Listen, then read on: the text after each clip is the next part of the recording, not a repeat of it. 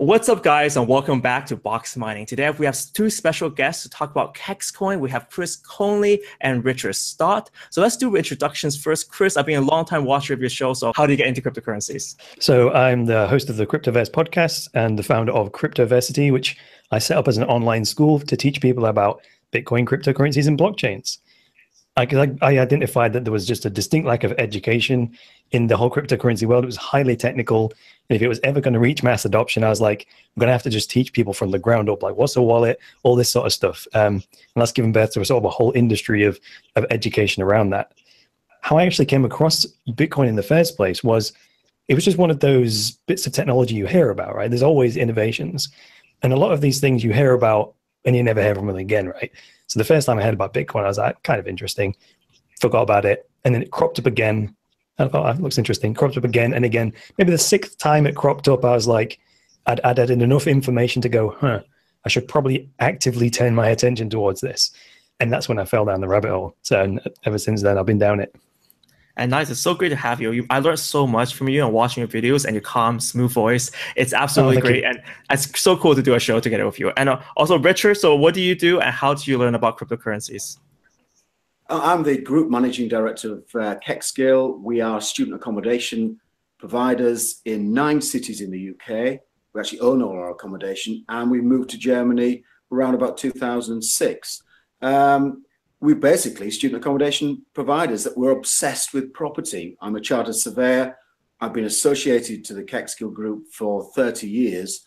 And we got in touch, Chris and Simon Lee got in touch with us, and they really are the disruptors.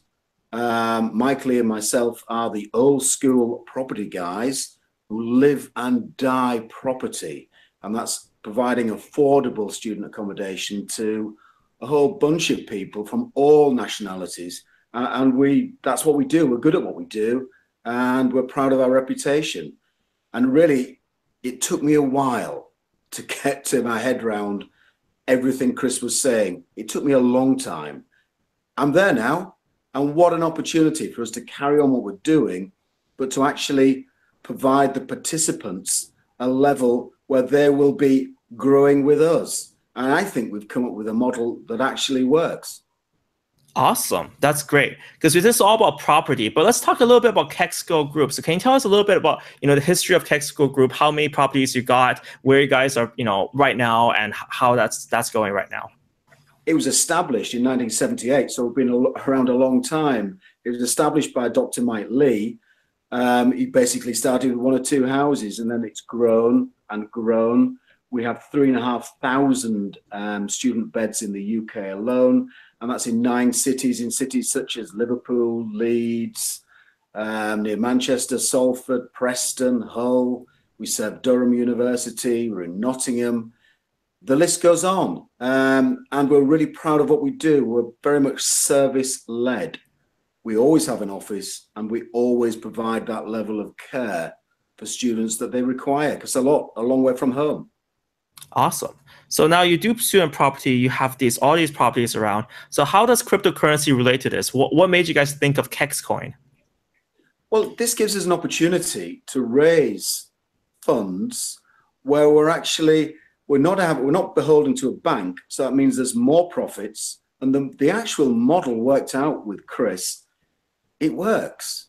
We will be providing, we'll make more profits to buy back and burn the coinage. There's a 30-year sharing of any uplift in value. It's a real business. It's not a startup. We're here, we have opportunities. And that's the big thing. When I looked into this particular world, there are a lot of ICOs where, well, what's happening? What are they doing? It's all research and development. This is real. From day one, this is real. Okay, so right now we have a lot of properties there already. So if you put and contribute to Kexcoin, would you be part of the current property set or be new properties that you're going to be part of? It's a new company with our new partners, and the new partners obviously include Chris and Simon Lee. Oh, awesome. So it's new accommodations as well. So where are you guys trying to put these accommodations? Well, it'll be probably in existing locations where we have the infrastructure, we have the reputation, we have the good name, all the partnership with universities, And we've got the opportunities to carry on our specific model, which is the affordable range of student accommodation in the UK. Okay, so right now it's currently still in the UK. You haven't guys determined the exact destination, but it'll be in similar locations to what the Kexcoin Group is going for. Yeah, and we will probably add some more Russell Group University locations. Okay, and also how about your kind of management team? You know, you said you're going for the same management style. Would it share the same management team? Would it be new managers coming in and new people managing that? How would that work? In our existing locations, we have really strong management teams, which we've built up over the years. We invest in the people that work with us. And that shows in the fact that when students actually vote who is your best landlord, or the students' union vote, it's generally us, because we put that level of care in and the level of thought behind the accommodation. Because we realise being a student's important. You've got to enjoy it. It's your rite of passage. But you've also got to study. And so we always think of, well, you've got to have the right desk, you've got to have the right bed, we've got to treat you, you're an adult, and you're in effect in partnership with us. Okay, so but would it be the same group of people that would manage the properties that are from the current Kexcoin group, or after the Kexcoin is created? Because you said that's a new company, right? So it would be the same management team? Company, but we would use the same staff. Okay, so you'd be the same staff. We have an office which is the same office. The infrastructure is already there. Oh, it's okay, absolutely perfect.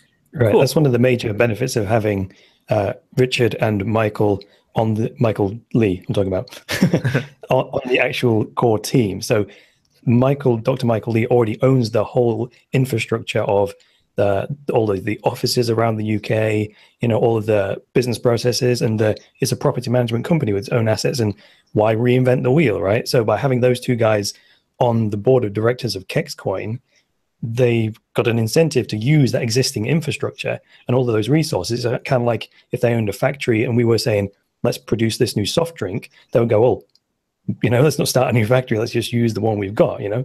So that's kind of what we're doing with that.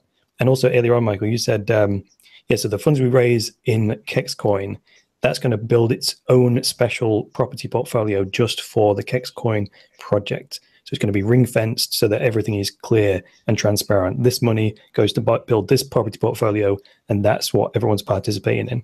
The only reason Kexcoin is relevant to the whole thing is because Richard and Michael are involved, and that company is going to be providing all of the knowledge and the infrastructure to find the properties, manage them, and all that kind of stuff. Oh, cool. So in that sense, you talked about raising funds. How much are you looking to raise? We are looking to sell the 8.5 million Kexcoins.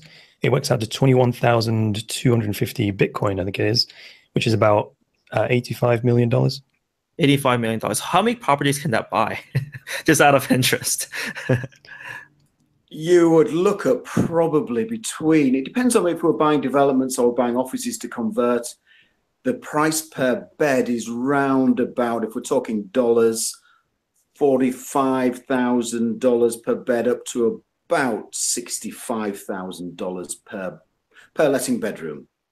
Okay. I haven't got a calculator in front of me. What's the maths there? I mean, the fact is we can do it.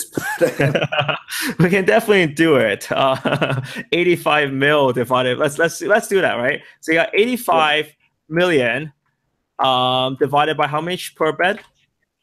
I would say let's call it an average of $50,000 per bed. Like $55,000. That would be yielding around about 10% yield. Okay, so you got around 1,545 beds here, according to this. Yeah, it might be a bit more.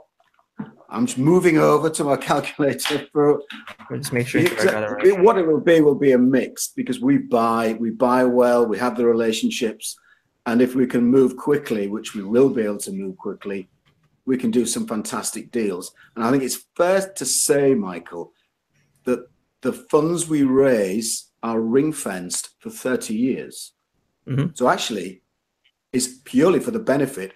I probably won't see the end of 30 years. I might live a long time, but I'm 55 now.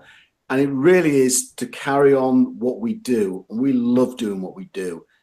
And for the funds to be ring fenced for 30 years was our idea. Awesome.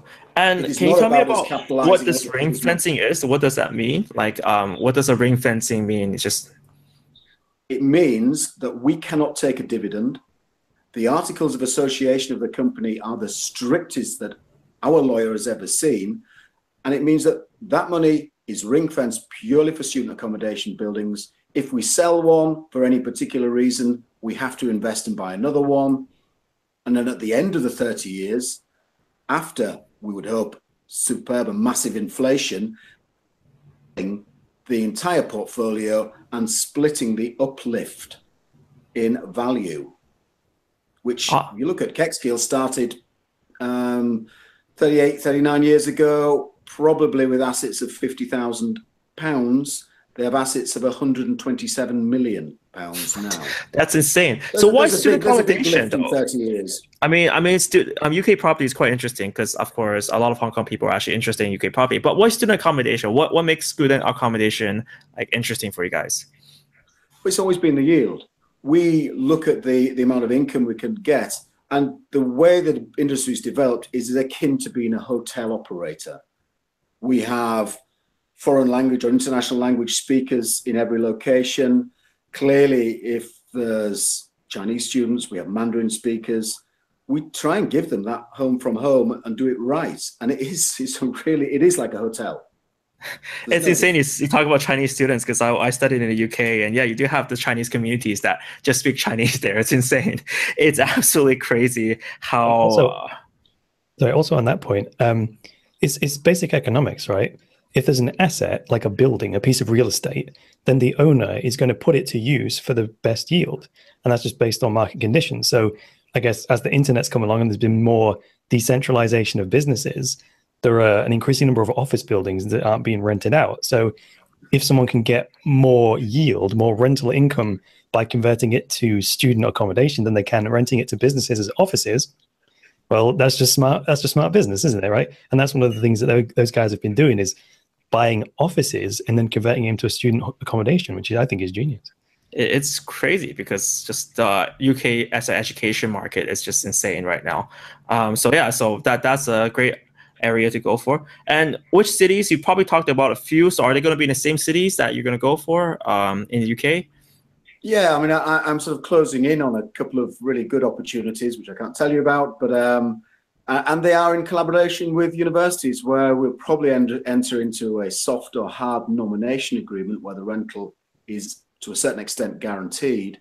We've just done this in Hull. We've just bought 100 houses in a nomination agreement, and we've developed a number of the houses into a hall, actually on campus. And it's probably the first of its type in the UK, and we're really proud of it. It's actually in the video on the website.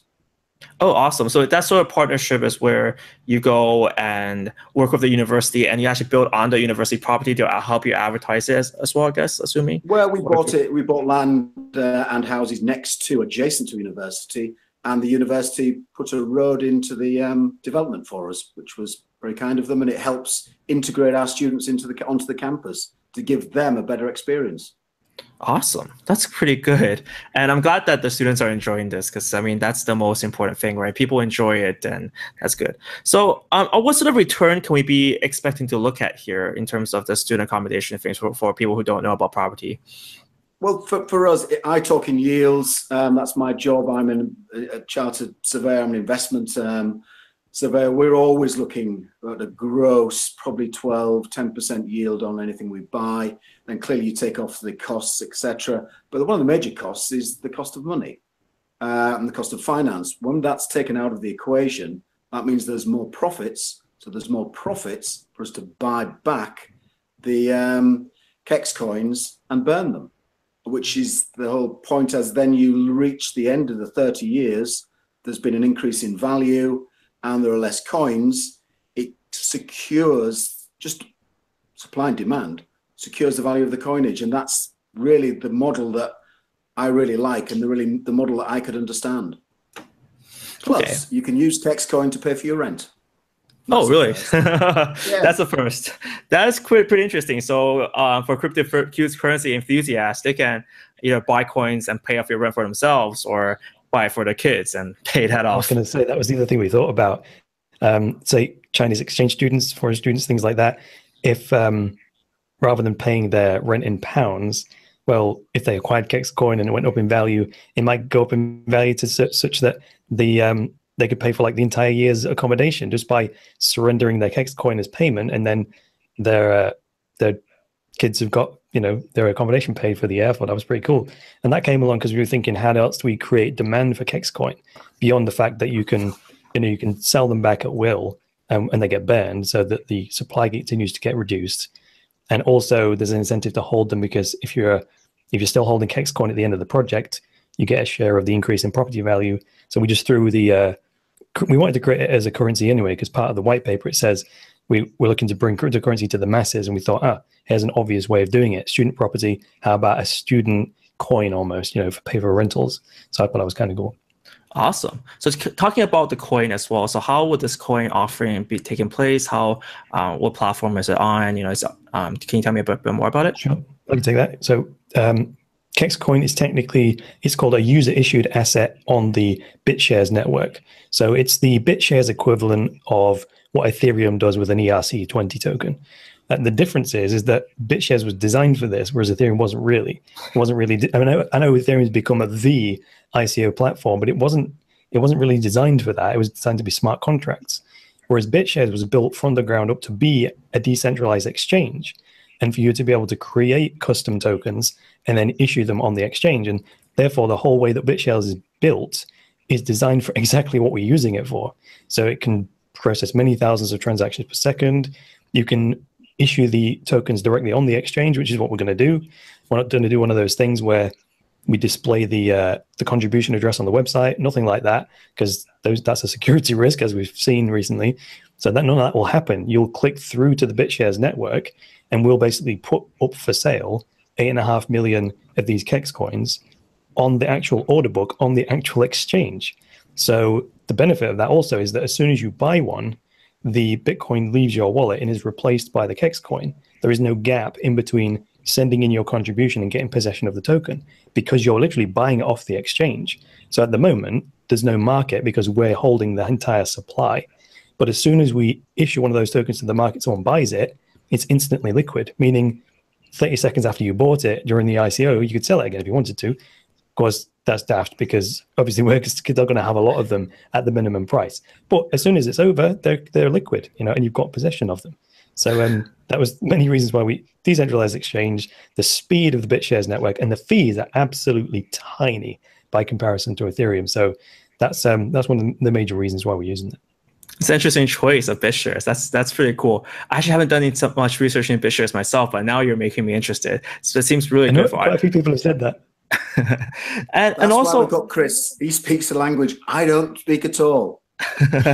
Nice. And then why did you guys choose an ICO rather than traditional fundraising? Like, what are the advantages that ICOs can bring? I think the advantage clearly to us is the lack of finance costs. So it makes it far more open, and it makes it more profitable. And then that's why we said, well, 50% of the profits go to buy it back. The other 50% of the profits, the net profits, go to actually buy more property. So this thing will grow, and it's still all ring fenced for 30 years. And I think that was really important to me, to show that this isn't a sort of a greed thing. This is a thing for us to carry on with. What we do is affordable, great student accommodation. It's a vision. And that's what we do. And that's what we've been doing for the past 39 years. Yeah, and to add to that, it's like, why does anyone do an ICO? It's because it massively reduces friction, and it broadens the range of people who can contribute to, from your own country, if we were just raising it in British pounds, to anyone that can get their hands on Bitcoin. So it completely opens up the market to people who would never, ever, ever be able to access this kind of opportunity, would never have even heard of Kexskill or Kexcoin, right? If it was just some British project that we put on Kickstarter or something like that, because you need like a credit card for that kind of thing. So that's the thing about cryptocurrency. Anyone who can access Bitcoin can access this opportunity. So that's why Bitcoin, and why an ICO, is completely frictionless. Awesome. I mean, ICOs are definitely changing the way financing works, and, you know, reducing that middleman cost is definitely very important for sure. Yeah. All right, so let's talk a little bit about the ICO. Let's, you know, when does the ICO open, and how do people contribute to that? I can take that one. So it opens on Friday, the 15th of September at 3 p.m. Universal Coordinated Time. And to contribute, you just go to kexcoin.com. I would suggest you scroll down to the step-by-step PDF guide, which will take you through the entire process, like literally blow for blow, exactly which buttons to click in what order. And then that will actually help you to set up a BitShares account, fund it with some Bitcoin, and then you can put your order in. You can actually pre-order now if you want to, if you don't want to wait until it might be midnight for wherever people are. So this is another thing that's unique to what we're doing here. And a benefit of BitShares is that people have already started placing their orders on the order book. So they don't have to wait for the countdown, like 3, 2, 1, send now, right? That's just, I didn't want that kind of panic, right? So the minute we open and we put that sell order in, all of the existing orders are just going to get filled in immediately. So you can put your order in, forget about it, and then you come back the next day and you should have some Kex coins in your account there. So that's these. Go have a look at the step-by-step guide on the website, and it will lead you through to BitShares, and then you can make your contribution. And okay, so now let's give a quick summary of why these coins are going to be more valuable in the future. Okay, how does a Kex coin acquire value? 3 ways. Number 1, if you are a participant in the ICO itself, then you'll be included in like a snapshot of all Kex coin holders at the end of the ICO. That puts you in a special little group of people who are going to get a share of the increase in the property value. So what we're going to do either when we sell out or when we get to the 15th of October, when the ICO ends, so whenever that endpoint is, we're encouraging people to hold their coins for 48 hours, because in that 48-hour window, we're going to pick a random time to take this snapshot. And that snapshot will include a whole list of all accounts on the BitShares network that hold Kexcoin, and it will list how much everyone has. So that's how we will know. Now, for that group, once you're in the snapshot and after 48 hours is expired, you can then sell your coins if you want to, and you'll still be included in that snapshot, right? So when we sell the properties and get the gain, you'll still get a share of that gain transferred to you in Bitcoin to your account. Even if that's you don't 30 years in the future, right? 30 years. That's 30 years in the future. So that's when I'm old, right? Like that's when I'm going to be. It would be when you're old. I mean, we did originally have it at 15 years, but literally based on feedback from the community, people were like, well, that's not long enough. So we actually took a consultation period there, listened to everyone in the chat and on the forums, and it was the market that actually got us to change it to 30 years. I would have preferred it at 15 years personally, but hey, you got to serve the market here. So that's why and since then, other people have said, well, it's too long, but on balance, more people said they wanted it longer than shorter because they wanted a longer time period for the properties to go up in value. Of course, if we cut it at 15 years, the capital gain is going to hit a ceiling. Whereas if it's 30 years, there's a lot more time for it to grow, right? So, and that also people ask questions like, so do I have to keep access to the same BitShares account? Well, the answer is yes. Like if you had a safe deposit box with some gold in it, say, where you want to pass the key on to your next of kin as inheritance or something if you died. Same thing here. If you've got a BitShares account that's in this snapshot, you definitely want to make sure you maintain access to that because the account has value because it's in this snapshot. It's going to receive the share. So make sure you write it into your will or give it to your wife, kids, and so on. That was just a casual point to make there. What question I'm answering here, though, is why does it acquire value? That's number 1. So if you buy the coins on the open market, you won't be included in that particular snapshot. It has to be, you have to hold Kexcoin within 40 hours of the ICO ending to be in that snapshot, right? So that's point number 1. Point number 2 is Kexcoins acquire value because you can sell them back to us. When we go once per quarter, we take 50% of the rental profits and we use that to expand the property portfolio. We use the other 50%, turn it into Bitcoin and bring it to the market on a given day that we will publish and say, right, it's going to be on this day. And we'll come to the market with a big bag of Bitcoin and say, this was the rental profits for this quarter. And then we're going to dump a big buy order on the market. And we're going to start buying back as many coins as we can until we run out of Bitcoin. So the longer that goes on, the bigger the property portfolio gets and the bigger the buyback budget gets, right? Every quarter, we should be coming to the market with a bigger and bigger bag of Bitcoin, right? And you can decide. You can just hold your coin and go, do I want to sell this quarter? Yes, no, or you can just put a sell order in and say, when the price gets to this, when Kexcoin are willing to buy it back at this price, I'll sell. And then you just leave it. And then one day, as we buy back all of the cheaper people, it'll eventually get to your order. So you can almost control the return in that regard. So that's the second way. The coins will be burnt as soon as they're bought back by. Yes, beg your pardon. Every time we buy back coins with this big bag of Bitcoin every quarter, every coin we acquire back in that way will be permanently destroyed. So it reduces the amount of competition for the next quarter's buyback. You follow me there, Michael? Yes, of course, coin buyback. That's one. Yeah, so you're familiar with that one anyway. And then the third way it acquires value is, even if you miss the snapshot, even if you didn't sell your coins back during the project, if you've still held on, if you are one of the final holders of the coin at the end, even if you buy it like the day before the end of the project, quite frankly, as long as when we freeze the market and say the project is at an end, as long as you're one of those final holders, you'll also be included in that group that gets a share of the increase in the property value. So what we'll do, we'll literally freeze the market at that point. We'll lock the BitShares exchange so that coins can't be transferred anymore. And then we'll go take another snapshot and include that with the original snapshot. And they'll be the group of people we need to share the increase in property value with. So then we'll sell the properties, take that money, convert it to Bitcoin, and then send it directly to all of those BitShares accounts. And at that point, you might still hold some Kexcoin, but the value has been redeemed at that point by us transferring Bitcoin to you directly. And then, well, Kexcoin may continue to be used and traded as a currency, but as far as the property ownership side of things goes, that's when we will sort of settle the final value, which will be 30 years worth of gain in property value. Interesting. So those are the three ways. Cool.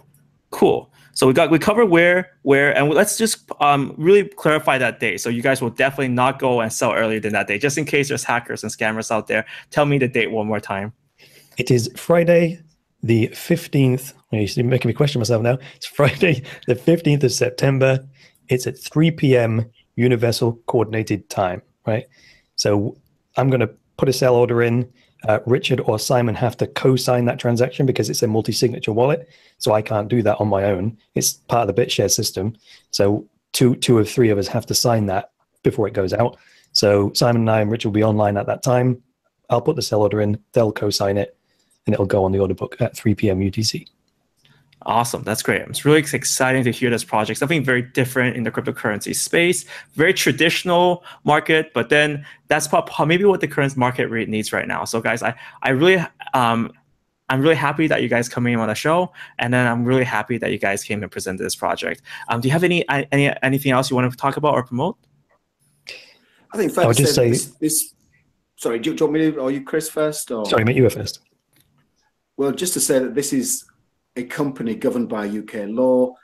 We're doing everything absolutely right. We've got the right solicitors, the right accountants. We want to make this the gold standard, the actual one that is reliable and delivers. And that really is our word. And it's our 39 years of business experience with the disruptors who we absolutely trust, Chris is our expert. That's it from me. Nice. Okay, the last thing I will say is just a tip in terms of if you do want to participate in the crowdfund, I would recommend that you transfer your Bitcoin to your BitShares wallet at least 24 hours before we go live, because the transaction has to be confirmed on the Bitcoin network before it shows up in your BitShares wallet. And the last thing you want to do is for the ICO to go and be going mad and you to be panicking, waiting for a Bitcoin transaction to confirm. So just make sure that shows up in your account beforehand. Give yourself a good 24 hours so that the minute we open, you'll get those coins. Awesome. I wish you guys the best of luck to your token sale. I hope you can come on my show later, Chris. It's been an absolute great time talking to you, and hopefully to meet you sometime, Richard. That seems like pretty cool, especially because I've actually stayed in UK properties before. I want to see what Kexcoin property is like. Guys, thank you guys so much for watching. See you next time. Bye.